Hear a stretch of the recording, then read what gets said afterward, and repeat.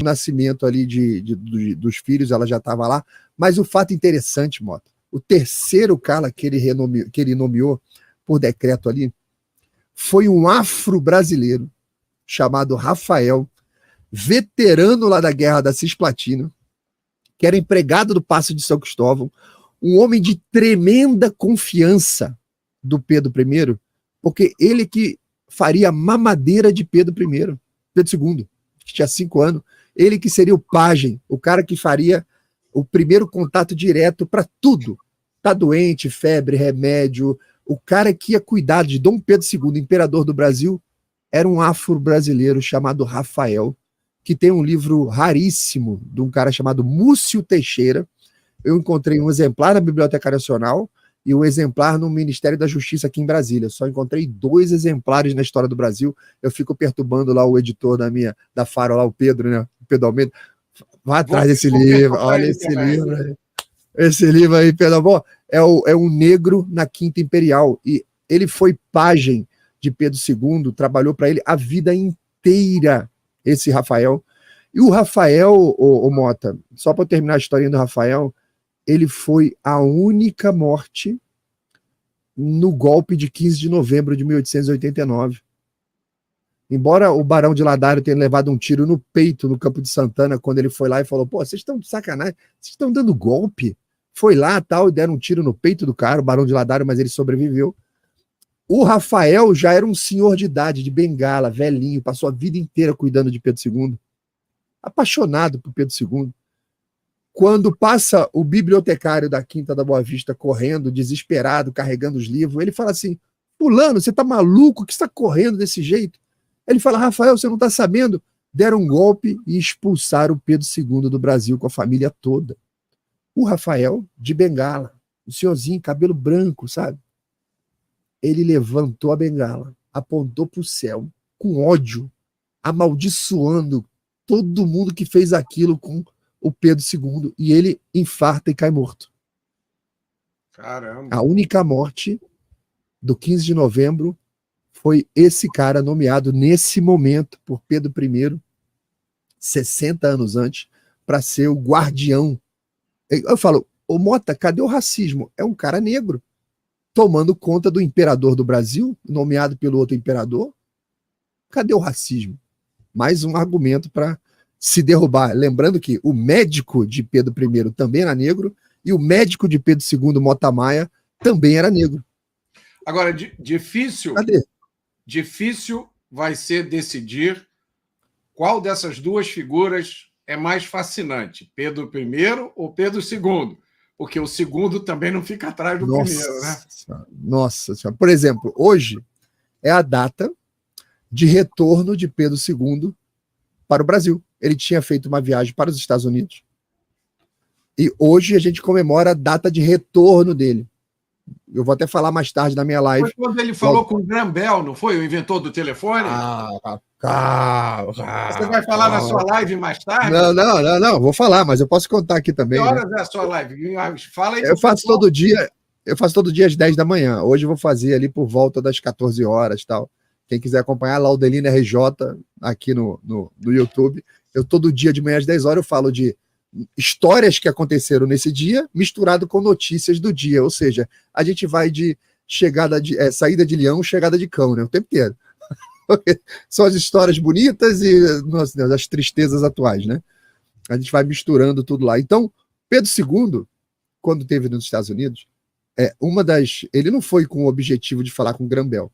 Ele foi para fazer um passeio, conhecer os Estados Unidos, conhecer várias cidades e tal.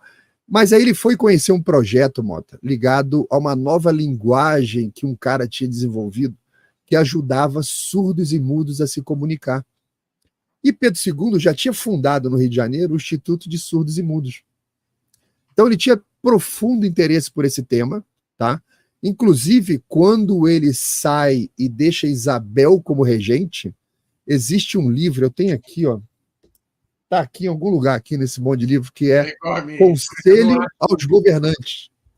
É um livraço desse tamanho, Mota, que são assim, os grandes governantes da história da humanidade, em algum momento, deram conselhos para as pessoas. E aí, nesse livro, tem a carta de Pedro II dando conselhos para a princesa Isabel, que ela foi regente 3 vezes. E Pedro fala, ó, cuidado com as obras públicas. A galera gosta de roubar dinheiro na obra pública. Cuidado com isso. Cuidado. Tu vê, as dicas dele são todas atualíssimas. Assim. Você fala, a mesma coisa, não mudou nada. E ele fala, ó, proteja o Instituto de Surdos e Mudos. Tem muita gente que acha que é um dinheiro jogado fora, gasto à toa. Negativo. Não permita que nada seja feito contra ele. Beleza. Aí ele chega lá nos Estados Unidos, conhece o cara que desenvolveu a linguagem de surdos e mudos, que é inclusive uma das raízes de Libras brasileira, está em Pedro II, não sei se contaram.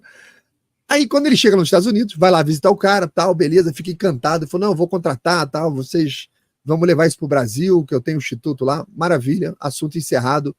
O Dom Pedro II foi para Filadélfia, que eles estavam inaugurando lá uma feira mundial. Você tem uma ideia, Mota, a feira durou uns 8, 9 meses, enorme a feira. Cerca de 1/3 dos americanos passaram pela feira. 1/3 da população americana. Da população em números. Você fala assim, qual era a população americana? Sei lá, era 30 milhões, você fala 10 milhões de pessoas passaram pela feira. Nem todo mundo era americano, é só para ter uma dimensão do tamanho que foi a feira. Praticamente 1/3 dos americanos em números passaram por essa feira que durou meses e tinha lá todas as invenções, as maravilhas de engenharias do mundo que estava acontecendo na época. Lá foi apresentado pela primeira vez a máquina de escrever, nessa feira. Foi apresentada uma empresa que inventou um condimento chamado ketchup, uma empresa chamada Heinz. Foi apresentada nessa feira, nesse momento, dentre outros. E Pedro II foi convocado para ser uma espécie de juiz nessa feira.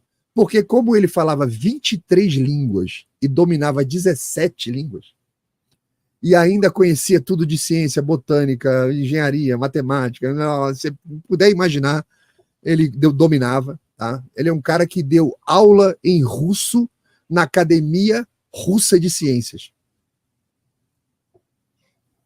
Só ele e o Lula na história, capaz de fazer um negócio desse, né? Pelo amor de Deus. Bom, aí o Pedro foi convidado para ser uma espécie de juiz na feira, porque ele olhava os inventos, ele discutia, debatia, não, mas qual o princípio físico da utilização disso aqui? Não, é um princípio da matemática, assim, elétrico, pau, e ele... Os juízes gostavam, né? Falou, pô, o cara, ele era a segunda autoridade moral do planeta na época. Sabe o que é a segunda autoridade moral do planeta? A primeira era o Papa. E por que Pedro II era a segunda autoridade moral? Porque os países buscavam Pedro II para fazer mediação de conflito. Tem uma guerra aqui querendo surgir, não sei o quê. Vamos, a diplomacia, ela passa pela fase da mediação. Né? Quando teve a questão Christian aqui no Brasil, teve a mediação da Bélgica com o Brasil e Inglaterra e tal. Então eles convidavam Pedro II para ser mediador desses conflitos, porque ele era o cara mais confiável depois do Papa no planeta. E esse cara chega nos Estados Unidos para fazer uma visita, foi recebido por todo mundo, até os chefes indígenas pararam o trem que ele estava seguindo para falar com ele no meio do deserto, lá quando ele estava fazendo a travessia dos Estados Unidos, para falar com um grande líder branco, para ver se ele podia levar a mensagem para o grande líder americano para acabar com a guerra com os índios e tal. Bom, aí Pedro, juiz do evento, caminhando entre os estandes, dando a nota dele e tal, encontra lá no meio da multidão aquele cara da linguagem de Libras. Libras não, era um outro nome, era outra linguagem, não era Libras. O cara da linguagem de surdos e mudos. E o Pedrão fala assim, ô meu compadre, você tá indo, rapaz, cara, que coincidência encontrar você aqui, como é que você tá, tudo bem? O que você tá fazendo aí, tá passeando? Aí o cara falou assim, não Pedro, olha só, eu tô participando da feira, eu sou expositor, mas eu fiquei tão envolvido com as coisas lá do Instituto que eu esqueci até de me inscrever a tempo aqui, me atrasei, o meu nome nem está no panfleto, eu fiquei lá no fundo, eu estou lá no fundo do Rio Centro, estou lá no final do último pavilhão, e o imperador falou assim, o que você está mostrando lá? É aquele negócio da linguagem de surdos e mudos? O cara falou, não, é uma outra invenção minha. Mas o senhor pode seguir o seu roteiro aí e tal. Aí o Pedro falou para os caras que estavam seguindo ele, imprensa, todo mundo junto com aquela multidão atrás de Pedro. Pedro falou, não, calma. Vamos lá ver tua invenção. Aí foi seguindo o pessoal da digestão ali, da administração, mas imperador, nós temos um roteiro aqui. Peraí, jeitinho brasileiro, né? Peraí, eu vou lá rapidinho ver o negócio do meu camarada aqui, a gente volta, já, calma, calma, não vai sair ninguém daqui, a feira vai durar meses, calma. Aí ele vai lá no fundo, chega lá, o cara entrega para ele um negócio para ele botar na orelha, fala, segura aí, tal, e sai correndo. O cara sai correndo, mais de 100 metros, assim. Fica aí com o negócio na orelha. Aí ficou lá com o negócio na orelha lá, o Pedro olhando assim, o que esse cara vai fazer? Tá lá longe. Aí esse cara lá longe bota... Assim, imagina a cena. A imprensa inteira está em volta de Pedro II, segurando aquele negócio na orelha. E o cara lá longe fala assim, ser ou não ser? Eis a questão. E aquilo bate no ouvido de Pedro. Pedro toma um susto, porque a única comunicação que existia na época era o telégrafo.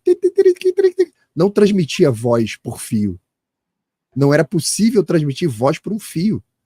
E quando Pedro escuta aquilo ali, fala, meu Deus, isso fala. E ficou ali louco. Aí a imprensa saiu enorme, letras garrafais. E o imperador disse, my God, it's talk. Meu Deus, isso fala. Saiu letras garrafais do jornal americano. Pedro falou para aquele cara que estava ajudando ele, era um tal de Alexander Graham Bell. Né? O cara da língua de surdos e mudos era o Alexander Graham Bell. E o Pedro fala para ele, olha, o meu país é continental, eu preciso dessa sua invenção. Em que estado está isso aí? Como é que está a evolução? Ele falou, cara, estamos no começo e tal. Pedro falou, toma bufunfa, toma dinheiro, toma la plata, l'argent, money, toma. Bancou a pesquisa do cara e o país foi o Brasil foi o segundo país do mundo a ter um telefone. Foi instalado no Rio de Janeiro, o primeiro telefone instalado ali na 1º de março, com como é que é o nome daquela rua onde tem a livraria enorme ali? Acho que é Rua do Ouvidor. Não é Assembleia, não, mais para dentro um pouquinho. Estou há tanto tempo que eu não vou no Rio, eu acho que é Ouvidor.